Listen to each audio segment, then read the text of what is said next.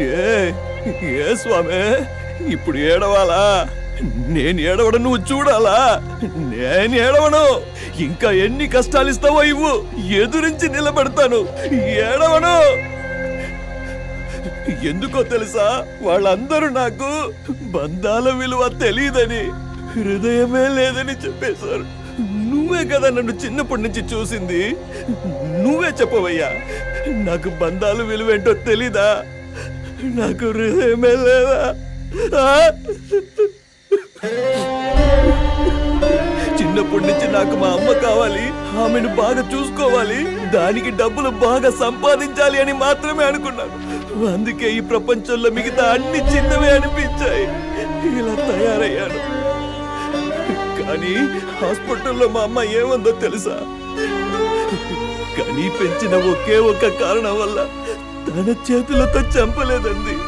అయినా తనకేం తెలుసు, తను ఆ మాట అన్నప్పుడే నేను చచ్చిపోయాను. నేను నాకు ఎవ్వరు వద్దనుకున్నప్పుడు అందరికీ నా భయం వల్లనో కోపం వల్లనో ఏదో ఒక రూపంలో వాళ్ళ హృదయంలో కొంచెమైనా చోటు ఉండేది. కానీ ఈ రోజు నాకు అందరూ కావాలనుకుంటున్నాను. నాకు మాత్రం ఎక్కడ చోటు లేదు. ఏ ఫిట్టింగ్ పెట్టావయ్యా స్వామి? భలేవాడువయ్యా నువ్వు.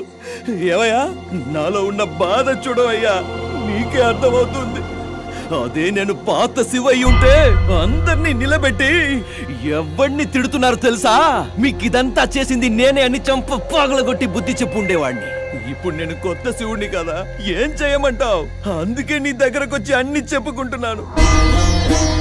ఇదిగో స్వామి, నేనేం చెప్పకపోయినా అంతా నీకు తెలుసని నాకు తెలుసు. అంతా తెలిసి కూడా నువ్వు మౌనంగా ఉన్నావు చూడు, అందుకు నా కోపం. ఏంటి నా మీద వీడు కోపం చూపిస్తున్నాడు అనుకుంటున్నావా? ఈ పూటకి, ఈ నిమిషానికి కోపం చూపించాలన్నా, ప్రేమ చూపించాలన్నా నాకు నువ్వు తప్ప ఇంకెవరున్నారు? వాళ్ళందరిలాగా నువ్వు కూడా నా మీద కోపం చూపించగయ్యా. నీకు చేతులెత్తి దండం పెడతా. నా లైఫ్ లో ఇంకెవరిని ఇబ్బంది పెట్టను. నీ మీద ఒట్టు. రేపే అందరి నుంచి దూరంగా వెళ్ళిపోతాను. ఎక్కడికైనా వెళ్ళి ఏదైనా చేసుకుంటాను అనుకుంటున్నావా? లేదు. నాకు జన్మనిచ్చింది అమ్మే అయినా నాకు జీవితాన్నిచ్చింది నువ్వు. దాని మీద అన్ని హక్కులు నీవే. ఈ ప్రాణం లాక్కోవాలన్నా అది నువ్వే లాక్కోవాలి. కానీ నాకు ఒక మాట ఇవ్వు, నేను ఎక్కడికి వెళ్ళినా నువ్వు నాతోనే ఉండాలి. ఉంటావు, నాకు తెలుసు. ఈ భూమి మీద ఆ శ్రీరాముడికి నీకంటే గొప్ప భక్తుడు ఎవరైనా దొరుకుతాడా? అలాగే నీకు నాకంటే గొప్ప భక్తుడు దొరకడు. అవును కదా? అవును. సర్లే, నువ్వు పడుకో. నాకు ఏడవాలనిపిస్తుంది. పొద్దుందాకా ఏడవాలి. అక్కడే సైడ్ లో కూర్చొని ఏడుస్తా. నీ భక్తులు నీ ముందు కన్నీళ్లు కారిస్తే నువ్వు ఎంత బాధపడతావో నాకు తెలుసు. చెప్పానుగా, ఏడవను. నీ ముందు నేను ఏడవను. ఉంటాను.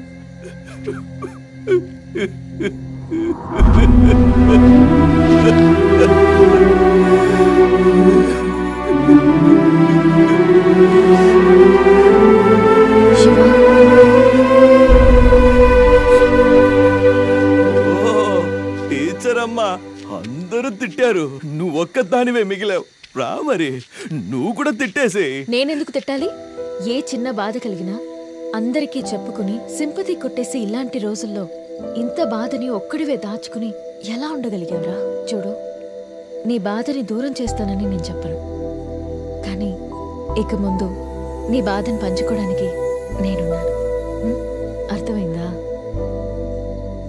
ఏయ్, పీసులు నువ్వు తిని రైస్ నాకిస్తే చాలు. అర్థమైందా?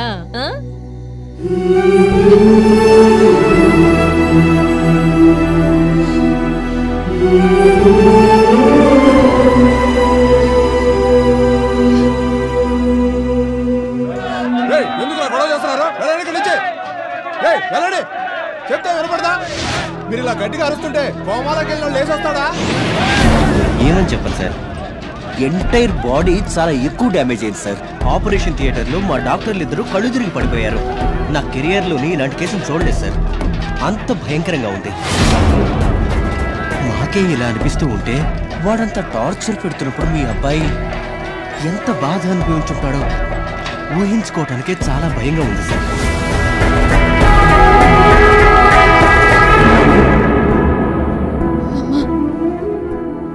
అన్నయ్య మీరు అనుకున్నట్టు కాదు, చాలా మారిపోయాడు. ఇప్పుడు మన కోసం ప్రాణాలైనా ఇస్తాడు.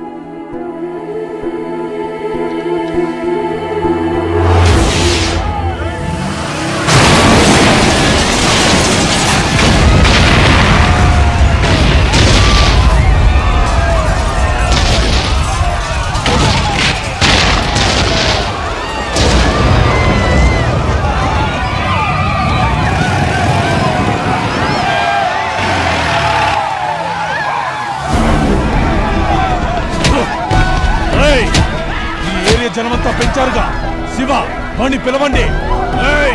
వాణ్ణి ఎలా రప్పించాలో నాకు బాగా తెలుసు. ఈ ఏరియాలో ఉన్న పిల్లలందరినీ ఈడ్చుకురండి.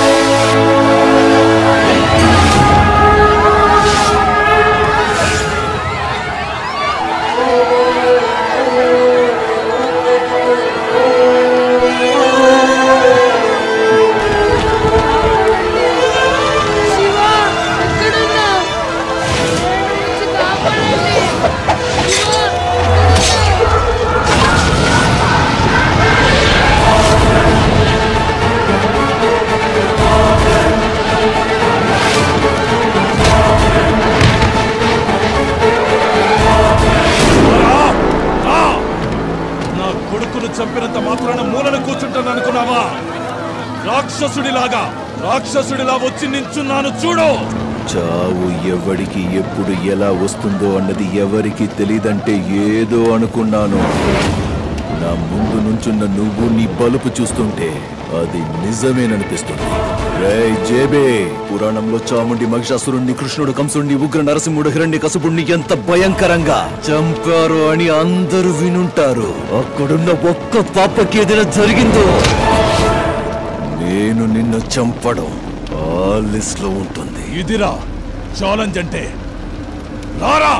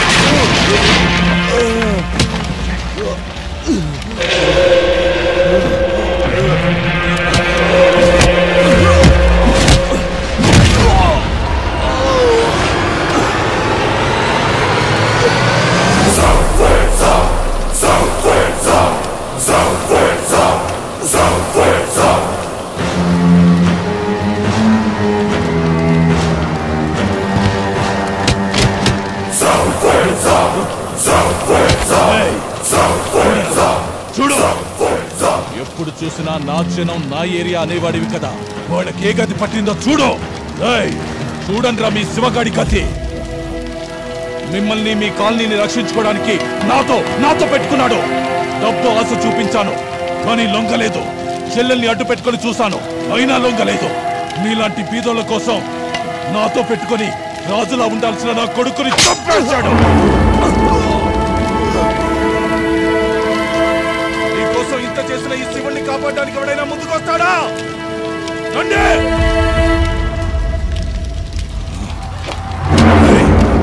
చూసావా, ఒక్కడైనా నీకోసం వచ్చాడా? వీళ్ళ కోసం నాతో పెట్టుకుంటావా? శివ శివ శివ శివ శివ నాన్న, శివ శివ, ఏమైంది నాన్న? అమ్మను వచ్చారా? లేవరా శివ, నన్ను క్షమించు నాన్న. శివ, మీరందరూ మనుషుల రాక్షసుల? వాణ్ణి వదిలిపెట్టండి. మీ మంచి కోసమే చెప్తున్నాను. వాడి జోలికి మాత్రం వెళ్ళకండి. ఏం చూసుకునే నీకింత పొగరు?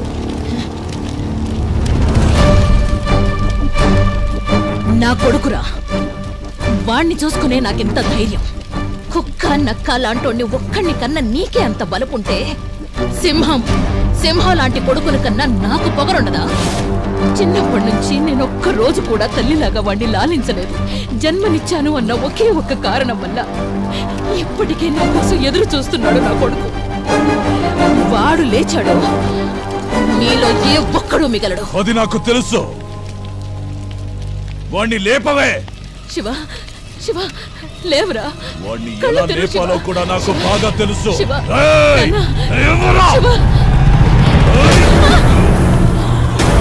వలలో ఉన్న సింహాన్ని చూసి మాత్రమే వదిలేయాలి. సరదా కోసం కెలిగితే వేటాడేస్తుంది. ఇక్కడ నేను అంతే, వేటాడేస్తా.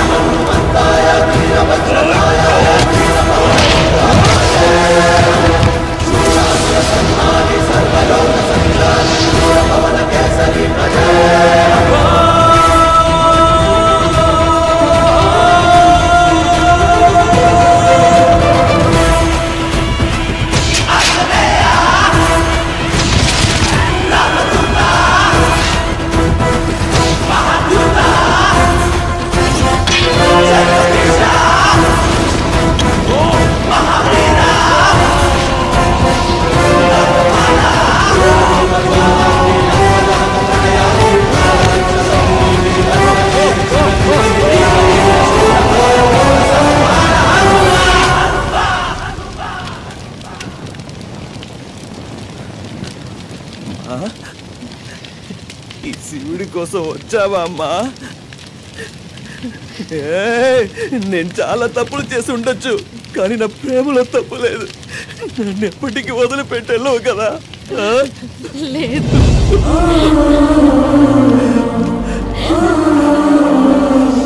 రామ్మా, రా, మన ఇంటికి వెళ్దాం. రా లక్ష్మి,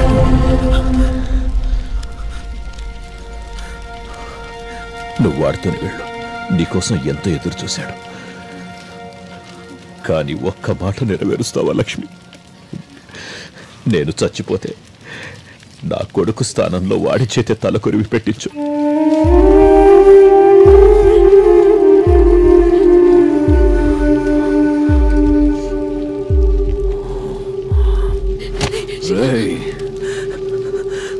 నా చిన్నప్పుడు మా అమ్మను దూరం చేసి కోపం తెప్పించావు. ఇప్పుడు దూరం చేసి మాట్లాడి మళ్ళీ కోపం తెప్పించగయ్యా. నేను తట్టుకోలేనయ్యా.